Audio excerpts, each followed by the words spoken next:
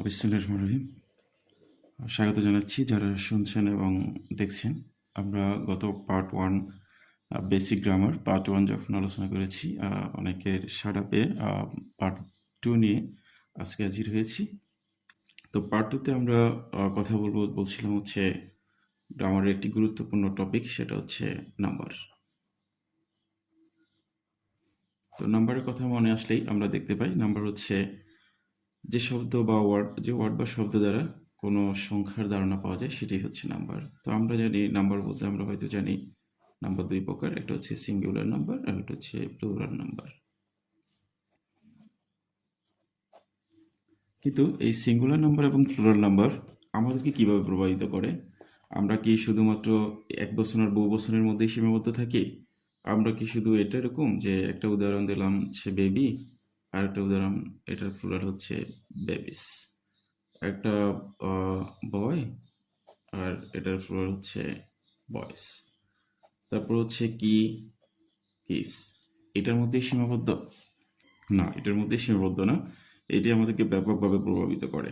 Specially আমরা যখন right form verb যে টপিকটা আছে, অর্থাৎ ক্রিয়ার যে ব্যবহার, এটা যখন আমরা করতে যাই, এটি আমাদেরকে প্রভাবিত করে। কেমন? আমরা যদি একটু দেখি, আমরা গত ক্লাসে বলেছিলাম সাবজেক্টে যদি সিঙ্গুলার হয় ভার্বও সিঙ্গুলার হবে। যেমন আমরা যদি বলি হি গোস, হি সিঙ্গুলার, আমরা জানি সে, এখানে সে বলতে একজনকেই বোঝাচ্ছে, সুতরাং সে সিঙ্গুলার। এবং থার্ড পার্সন হওয়ার কারণে ভার্বের শেষে এস বাই এস বসছে, এখানে বলছে গোস, কারণ সিঙ্গুলার হওয়ার কারণে ভার্বটা সিঙ্গুলার হচ্ছে। আর আমরা বলছি সিঙ্গুলার যখন হবে তখন ভার্বের শেষে এস অথবা ইয়েস বসবে। আর আমরা যখন দেখব এটি প্লুরাল, তখন আমরা এখানে শুধুমাত্র গো ব্যবহার করব, কারণ আমরা বলেছি ভার্ব যখন আমাদের সাবজেক্টে যখন প্লুরাল হবে তখন ভার্বটাও প্লুরাল হবে, আর ভার্বটা প্লুরাল হওয়া মানে হচ্ছে বেস ফর্মটা বসবে। তো এটা সাধারণ একটা নিয়ম। আমরা যখন দেখব এরকম হচ্ছে, যেমন নিউজ পেপার, আমরা সারা জীবন শিখেছি newspaper dash be a storehouse of knowledge. এখানে নিউজ পেপার সিঙ্গুলার, এজন্য এখানে ইজ বসছে, যেহেতু সিঙ্গুলার এজন্য ভার্বও সিঙ্গুলার। এছাড়াও আমরা যদি আর একটু দেখি, the sun rise in the, তাহলে আমরা এখন দেখতে পাচ্ছি এখানে the sun rises in the east. তো আমরা সূর্য পূর্ব দিকে উঠে, এখানে রাইজ আমরা দেখলাম ভার্ব আছে, তো যেহেতু আমাদের এটা সাবজেক্ট সিঙ্গুলার, এই জন্য ভার্বের শেষে অবশ্যই ইয়েস বসবে, এস বসবে, রাইজেস। কারণ হচ্ছে সাবজেক্টটা সিঙ্গুলার হওয়ার কারণে ভার্বটাও সিঙ্গুলার হলো। আর সাবজেক্ট যদি ফ্লুরাল হয় তাহলে ডেফিনেটলি ভার্বটাও ফ্লুরাল হবে। তো এটা যদি হতো তাহলে এটার মধ্যেই সীমাবদ্ধ থাকতো, কিন্তু আমরা দেখতে পাই কিছু শব্দ আছে যে শব্দগুলোর সিঙ্গুলার এবং প্লুরাল একই রকম, তখনই আমরা গিয়ে একটু ঝামেলায় পড়ি। এবং এছাড়াও বিভিন্ন প্রতিযোগিতামূলক পরীক্ষায় সিঙ্গুলার এবং প্লুরাল নিয়ে আমরা একটু ঝামেলায় পড়ি। তো এই জাতীয় অনেকগুলো শব্দ আছে, যেমন একই রকম, যেমন দেখতে দুইটাই সিঙ্গুলার, আবার দেখতে অনেকটা সিঙ্গুলার প্লুরালের মতো, কিন্তু আমরা এটা সিঙ্গুলার হিসেবে ব্যবহার করি। এরকম অনেকগুলো শব্দ আমরা দেখতে পাই। যেমন খুবই পরিচিত একটা শব্দ ম্যাথমেটিক্স, এবং আছে হচ্ছে ফিজিক্স, এবং আছে হচ্ছে ইকোনমিক্স। এরকম কিছু শব্দ আছে যেগুলোর শেষে আমরা দেখতে পাচ্ছি এস আছে, কিন্তু এগুলো দেখতে যদিও প্লুরালের মতো, কিন্তু এদের কাজ, এরা সিঙ্গুলার, এরা একটা সাবজেক্ট। আমরা যখন বলি mathematics is my favourite subject, গণিত আমার খুব পছন্দের বিষয়, তখন আমরা এখানে ইজ দিলাম, কারণ হচ্ছে ম্যাথমেটিক্সটা সিঙ্গুলার, এই জন্য আমরা এখানে ইজ ব্যবহার করলাম। এরকম আমরা দেখতে পাবো অনেক জায়গায়, এরকম আমরা ব্যবহার করতে পারতেছি। যেমন আরেকটা শব্দ আছে news, news is always important, সংবাদ সবসময় গুরুত্বপূর্ণ, তাহলে নিউজটা সিঙ্গুলার, এই জন্য ভার্বটাও সিঙ্গুলার হলো। এছাড়াও আমরা আমাদের প্রতিনিয়ত ইংরেজি ব্যবহারের ক্ষেত্রে সাবজেক্ট যখন আমরা ভার্বের ব্যবহার করতে যাই আমরা একটু ঝামেলায় পড়তে পারি, সেজন্য আমাদেরকে এই বিষয়টা একটু খেয়াল করতে হবে। এবং আমাদের ইংরেজির একটা টপিক আছে পিন পয়েন্ট এরর, যেখানে গ্রামাটিক্যালি ভুলগুলা নির্ণয় করতে হয়। তো সেক্ষেত্রে আমরা অনেক সময় এই ভুলগুলা করে থাকি। যেমন একটা শব্দ আমরা যদি বলি, শব্দটা হচ্ছে ক্রাইসিস। এটা একটা সিঙ্গুলার শব্দ, এটাকে প্লুরাল করার জন্য এটার শব্দে ইএস যোগ করতে হয়, ক্রাইসিস। এখন আমি যদি একটা সেন্টেন্স লিখি, যেমন আমরা যদি লিখি দেয়ার আর 5 ক্রাইসিস, তো এখানে আমরা দেখতে পাচ্ছি আমরা লিখলাম দেয়ার আর 5 কেসেস, এখানে এটি প্লুরাল ব্যবহার করলাম, এখানে 5 ব্যবহার করলাম, কিন্তু এখানে ব্যবহার করলাম সিঙ্গুলার। এখন আমাদেরকে, আমরা যদি এটা সিঙ্গুলার হিসেবে রাখি তাহলে আমাদের এটা হবে না, এজন্য আমাদেরকে এটা করতে হবে ক্রাইসিস। এরকম আরও অনেকগুলো শব্দ আছে আমাদের কাছে দেখতে, যেমন একটা শব্দ আছে আমরা আমাদের অনেকেই পরিচিত, আমরা দেখতে পাবো সিঙ্গুলার এবং প্লুরাল একই শব্দ আমরা ব্যবহার করতে পারি।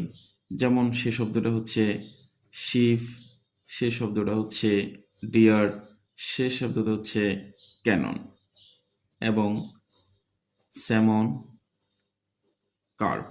এই শব্দগুলো সিঙ্গুলার এবং প্লুরাল উভয়কে নির্দেশ করে। এখন আপনার চোখের সামনে যদি একটা সেন্টেন্স দেয়া হয়, যেমন salmon are very tasty to eat, salmon are very tasty to eat, খেতে স্যামন মাছ খেতে খুবই সুস্বাদু। এখন আমাকে যদি এটা দেয়া হয়, আমি কি এটা ভুল বলবো? তো যেহেতু আমাদের এটা সিঙ্গুলার এবং প্লুরাল উভয় সঠিক, তাহলে আমরা এটাও সঠিক। আবার যদি আমি দিয়ে থাকি salmon is very tasty to eat, এটাও সঠিক। সুতরাং উভয় সঠিক। এখন আমাদের অনেক সময় পরীক্ষায়, বিভিন্ন প্রতিযোগিতামূলক পরীক্ষায় এই শব্দগুলার আমাদেরকে বলে থাকে এটির প্লুরাল রূপ কি। যখন আমাদেরকে শিপ দেওয়া হয় তখন আমরা অনেকেই শিপস দিয়ে দিই না, আমরা দেখব এটা সিঙ্গুলার যা প্লুরালও তা। এবং ডিয়ার, অনেকেই ডিয়ার্স দিয়ে দিতে পারি, কিন্তু ডিয়ারের সিঙ্গুলার যেটি প্লুরালও তাই। ক্যানন একই রকম, স্যামন একই রকম, কার্ফও একই রকম। কিছু গ্রিক শব্দ আছে আমাদের পরিচিত, আমরা নাম শুনে অনেকেই মনে করতে পারি এটি হচ্ছে প্লুরাল, কিন্তু সেটি সিঙ্গুলার, আবার কখনো প্লুরাল।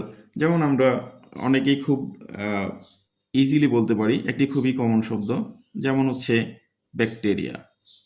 এটি একটি শব্দ, আমরা এটা চিন্তাও করি না এটা সিঙ্গুলার কি প্লুরাল কিনা, কিন্তু আপনি লক্ষ্য করে দেখবেন এটা হচ্ছে প্লুরাল, এর এটার সিঙ্গুলার হচ্ছে ব্যাকটেরিয়াম। এখন আমরা যদি একটা সেন্টেন্স লিখি, bacteria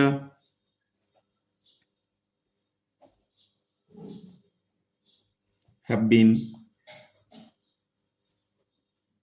found in his body, তাহলে এখন যে আমরা এখানে ব্যাকটেরিয়া হ্যাভ বিন ব্যবহার করলাম, এটা সঠিক না হচ্ছে ব্যাকটেরিয়া